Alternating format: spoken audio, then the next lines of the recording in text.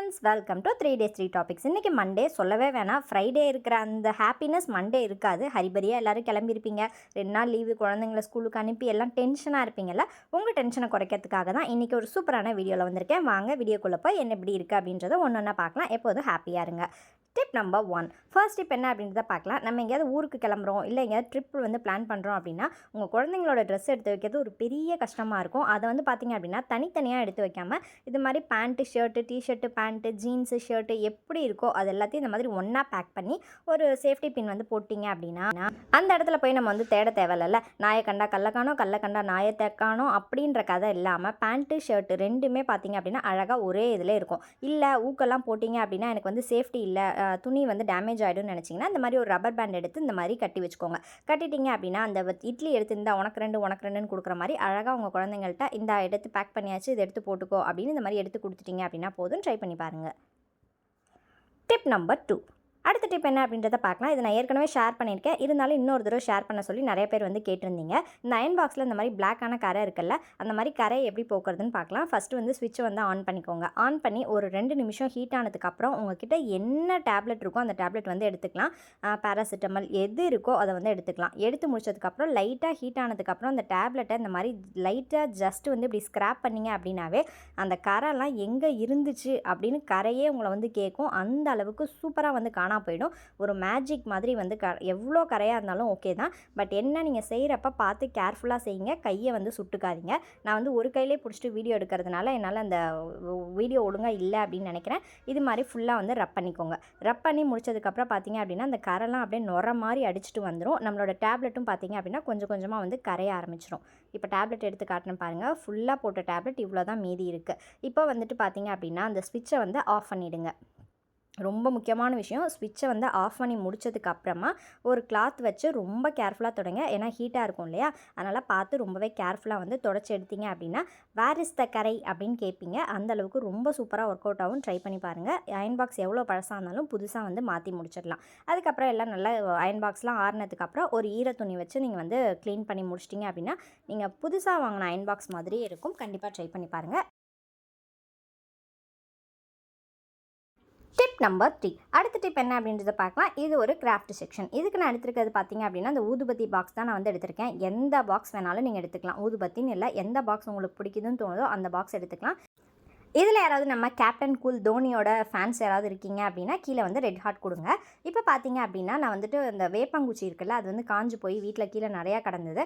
அந்த குச்சியை தான் நான் இந்த மாதிரி கட் பண்ணி எடுத்து வச்சுருக்கேன். இப்போ ஃபுல்லாக ஒரு க்ளூகன் அப்ளை பண்ணி இதை ஒட்ட போகிறேன். இதில் ஒரே ஒரு வருத்தம் என்ன அப்படின்னா நம்ம தலை தோனியோட அந்த ஃபேஸை மறைக்கிறது தான் ஒரு வருத்தம். இருந்தாலும் ஒரு புது பொருள் நமக்கு கிடைக்கிறதில்ல.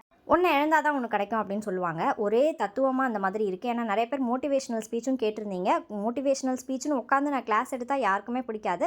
இது மாதிரி அப்பப்போ ஏதாவது சொல்கிறப்ப உங்களுக்கு ஒரு மோட்டிவேஷனலாக இருக்கும்ல, அதுக்காக தான் அந்த மாதிரி சில மோட்டிவேஷனல்ஸ்லாம் அப்பப்போ வந்துட்டுருக்கும். அதெல்லாம் கண்டுக்காதீங்க. இப்போ அந்த வேப்பங்குச்சி வச்சு ஃபுல்லாக க்ளூகன் அப்ளை பண்ணி அந்த பாக்ஸ் ஃபுல்லாக கம்ப்ளீட் பண்ணி முடிச்சிட்டேன். சைடு, ஃப்ரண்ட்டு, பேக்கு எல்லாமே முடிச்சிட்டேன். முடிச்சதுக்கப்புறம் பார்த்தீங்க அப்படின்னா இந்த மாதிரி தான் இருக்கும். மேலேயுமே இந்த மாதிரி குச்சியை நான் போட்டு ஒட்டிட்டேன். இப்போ அந்த மாதிரி ஃபுல்லாக கம்ப்ளீட் ஆகிடுச்சு. இது பார்க்குறதுக்கு கொஞ்சம் சிம்பிளாக இருந்த மாதிரி இருந்ததா, அதுக்காக நமக்கு தான் டெக்கரேஷன்னா அப்படியே அருவி மாதிரி கொட்டுமே. அதனால் பார்த்தீங்கன்னா அங்கே கொஞ்சம் க்ளூகன், இங்கே கொஞ்சம் க்ளூகன் வச்சுட்டு இந்த மாதிரி ஆர்டிஃபிஷியல் கிராஸ் இருந்துச்சு, அதை மேலே கொஞ்சம் கீழே கொஞ்சம் நான் அக்கு ஷேப்பில் ஒட்டி விட்டுட்டேன். அதுக்கப்புறம் தான் தெரிஞ்சது இது பார்க்கறதுக்கு அக்கு மாதிரி ஒட்டியிருக்கமே அப்படின்ட்டு. சரி, ஓகே. அடுத்ததாக பார்த்தீங்க அப்படின்னா அந்த கிண்டர் ஜாய்க்குள்ளே பொம்மை இருக்கும். எதுக்கு இருக்குன்னே தெரியாமல் நிறையா பொம்மை என் பொண்ணு வாங்கி வச்சுருப்பா. அதுலேருந்து ஒரு பொம்மையை செலக்ட் பண்ணிட்டேன். இந்த பொம்மை தான் எனக்கு பிடிச்சிருந்தது. பட் இந்த மரத்துக்கு இது பேர் என்ன சொல்கிறதுன்னு எனக்கு தெரியல, முள்ளமன்றி மாதிரி இருந்தது. அது கூட நல்லா தான் இருந்தது. இருந்தாலும் இந்த பொண்ணு ரொம்ப க்யூட்டாக இருக்கே அப்படின்னு சொல்லிட்டு அந்த பொண்ணையும் அந்த இடத்துல ஃபிக்ஸ் பண்ணிட்டேன். இப்போ பாருங்கள் எவ்வளோ அழகாக ஒரு காடு மாதிரியே ஒரு உடன் பவுல் மாதிரி, அது என்ன சொல்கிறதுனே எனக்கு தெரியல, அவ்வளோ அழகாக க்யூட்டாக இருந்துச்சு. கண்டிப்பாக ட்ரை பண்ணி பாருங்கள். ஒரு குச்சியில் இப்படி ஒரு கிராஃப்ட் நமக்கு கிடைக்கிறதுன்றது ரொம்ப சூப்பராக இருக்கும். இதை உங்கள் டைனிங் டேபிளில் வச்சிங்க அப்படின்னா நீங்கள் அந்த ஸ்பூன்ஸ்லாம் போட்டு நீங்கள் சேவ் பண்ணிக்கலாம். இல்லைனா நைஃபு, அப்புறம் உங்கள் டேபிள் மேலே வைக்கிறீங்கன்னா வழக்கம் போல் தான் பென்னு, பென்சிலு, ஸ்கேலு, ப்ரஷ்ஷு எது வேணாலும் நீங்கள் யூஸ் பண்ணிக்கலாம். ஸோ ரொம்ப சிம்பிள். இது எப்படி இருக்குது, இதுக்கு எவ்வளோ மார்க் கொடுப்பீங்க, ஒரு 10க்கு எவ்வளோ கொடுப்பீங்க அப்படின்னு கீழே கமெண்ட்டில் சொல்லுங்கள்.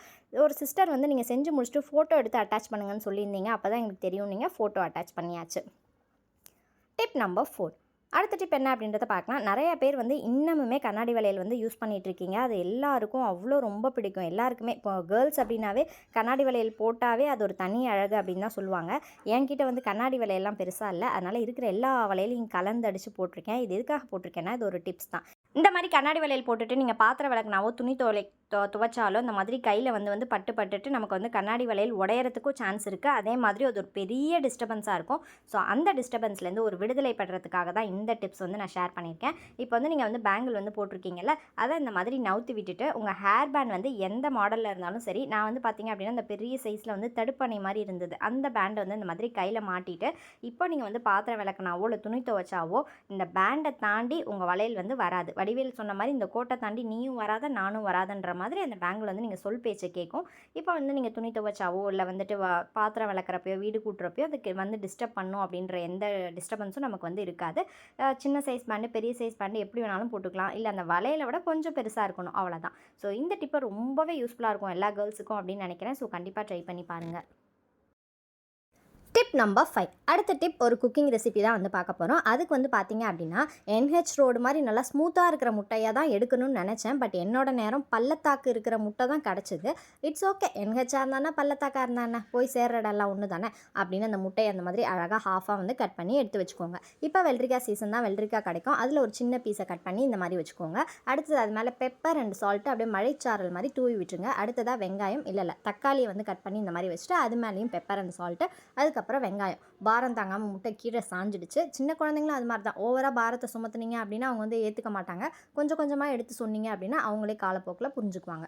இப்போ எல்லாத்தையும் அரேஞ்ச் பண்ணிவிட்டு மறுபடியும் அந்த ஹாஃபாக கட் பண்ண முட்டையை மேலே வச்சு இந்த மாதிரி ஒரு டூத் பிக்கை வந்து குத்திடுங்க. இது நிற்கவே இல்லை, அதுக்கு முட்டை கொடுக்கறதுக்காக தான் மீதி இருக்க வெள்ளரிக்காயை இந்த பக்கம் ஒன்று இந்த பக்கம் ஒன்று வச்சுட்டேன். டெக்கரேஷன் யாரும் தப்பாக நினச்சிக்காதீங்க. அப்புறம் மேலே எப்போதும் போல் நம்ம கார்னிஷ் பண்ணுற அந்த ஹீரோ வந்து கொத்தமல்லி அவரையும் வந்து வச்சுட்டு மீதி இருக்கிற அந்த வெங்காயம் தக்காளி எல்லாத்தையும் இந்த மாதிரி வச்சிட்டிங்க அப்படின்னா சூப்பரான ஒரு பாயில்ட் எக் பர்கர் வந்து ரெடி ஆகிடும். இதை டிஃபன் பாக்ஸில் வச்சு கொடுத்தீங்க அப்படின்னா முட்டை வேணான்னு சொல்கிற குழந்தைங்க கூட சாப்பிடுவாங்க. இன்றைக்கி வந்து என் பொண்ணு ஆனுவல் டே முடிச்சுட்டு லீவில் இருக்கிறதுனால அவளுக்கும் கொடுக்கணுமேனு டீசெண்டாக கட் பண்ணி சாப்பிட்ருக்கேன். இல்லைனா தனியாக நம்ம எப்படி டீசெண்டாக சாப்பிடுவோன்னு எல்லாருக்குமே தெரியும். அது மாதிரி நீங்கள் சாப்பிட்டுக்கலாம். Tip number 6. அடுத்த டிப் என்ன அப்படின்றத பார்க்கலாம். தம்ப்நெயிலில் இருக்கிற டிப் இது தான். இப்போ வந்து இந்த மாதிரி ஒரு கொட்டாங்குச்சி வந்து எடுத்துக்கோங்க. நல்லா கார்னர் வந்து ஷார்ப்பாக இருக்கிற மாதிரி கொட்டாங்குச்சி எடுத்திங்கன்னா இன்னுமே ரொம்ப சிம்பிளாக இருக்கும். இந்த கொட்டாங்குச்சி வந்து பார்த்திங்க அப்படின்னா கொஞ்சம் மொழுக்கையாக தான் இருந்தது. ஷார்ப்பாக இருக்கும்ல, அந்த மாதிரி கொட்டாங்குச்சி தான். இதுக்கு இந்த டிப்புக்கு ரொம்பவே சிம்பிள். கத்தி வச்சு இந்த மாதிரி எல்லா சைடும் இந்த மாதிரி எடுத்துட்டிங்க அப்படின்னா அந்த டஸ்ட் எல்லாமே ரிமூவ் ஆகிட்டு கொட்டாங்குச்சி வந்து பியூட்டி பார்லர் போயிட்டு வந்த மாதிரி நல்லா ஷைனிங்காக பளபளன்னு ஆகிடும். அதை நல்லா க்ளீன் பண்ணி எடுத்து வச்சுக்கோங்க. இப்போ இந்த மாதிரி பவுலுக்குள்ளே இந்த மாதிரி கொட்டாங்குச்சியை வச்சுட்டு நம்ம சாத்துக்குடியாக இருக்கட்டும், ஆரஞ்சாக இருக்கட்டும், கமலா ஆரஞ்சாக இருக்கட்டும், எந்த ஜூஸ் வேணாலும் இதில் வந்து போட்டுக்கலாம். அந்த ஜூஸ் மிஷின் நிறைய பேர் வந்து வாங்க மாட்டோம். அது சில பேர் வந்து பிளாஸ்டிக்னு அதை யூஸ் பண்ணுறதில்ல. இல்லை இரும்பில் வாங்கினாலும் அது பாட்டுக்கு ஒரு மூலையில் தான் கிடக்கும். நான் நிறைய வாங்கி வச்சுருக்கேன். பட் ஒரு நாள் அதில் ஜூஸ் போட்டு குடித்ததே இல்லை. வாங்கி வேஸ்ட்டு தான். டக்குன்னு ஆனால் குடிக்கணும்னு தோன்றப்ப நம்மக்கிட்ட அந்த மிஷின் இருக்காது. அந்த டைமில் அழகாக அந்த கொட்டாங்குச்சி வந்து யூஸ் பண்ணிக்கலாம். நீங்கள் வந்து எவ்வளோ ஜூஸ் வேணாலும் அழகாக சூப்பராக 2 நிமிஷத்தில் வந்து புழிஞ்சு எடுத்துடலாம். இதுக்காக போய் ஒரு இதெல்லாம் வாங்கணும் அப்படின்லாம் அவசியம் கிடையாது. தூக்கி போடுற ஒரு பொருளில் கிடைக்குது அப்படின்னா நிறைய பேர் வந்து கமெண்ட் பண்ணுவீங்க, அந்த ஜூஸ் வாங்குறதே மொத்தமே 75 ரூபா தான், அதுக்கு நாங்கள் எதுக்கு இவ்வளோ கஷ்டப்படணும்னு. பட் தூக்கி போடுறதுல ஒரு 75 ரூபா நம்ம சேவ் பண்ணுறது நமக்கு ஒரு சேவிங்ஸ் தானே. இப்போ அந்த மாதிரி ஜூஸ் எல்லாத்தையுமே புழிஞ்சு எடுத்து முடிச்சிடலாம். எடுத்து முடிச்சதுக்கு அப்புறமா பார்த்தீங்க அப்படின்னா அந்த சக்கை எல்லாம் அவ்வளோ சூப்பராக புழிஞ்சு வந்துடும். இப்போ அந்த கொட்டாங்குச்சியை ரிமூவ் பண்ணிவிட்டு இல்லை தண்ணி ஊற்றி வாஷ் பண்ணுறதுனாலும் வாஷ் பண்ணிக்கலாம். இல்லை ஃப்ரெஷ் ஜூஸாக வேணும் அப்படின்னு நினச்சிங்கன்னா அப்படியே கூட யூஸ் பண்ணிக்கலாம்.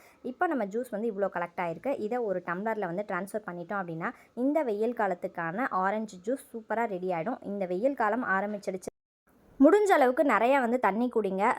எந்த அளவுக்கு நீங்கள் வந்து தண்ணி குடிக்கிறீங்களோ அந்த அளவுக்கு உங்கள் உடம்புக்கு ரொம்பவே நல்லது. அதுக்கப்புறம் இந்த மாதிரி ஆரஞ்சு, சாத்துக்குடி, லெமன், தர்பூசணி, வெள்ளரிக்காய் அதெல்லாம் நிறைய சாப்பிடுங்க. ரொம்ப ஹாப்பியாக, ஹெல்த்தியாக, ஆரோக்கியமாக இருங்க. தேங்க்ஸ் ஃபார் வாட்சிங்.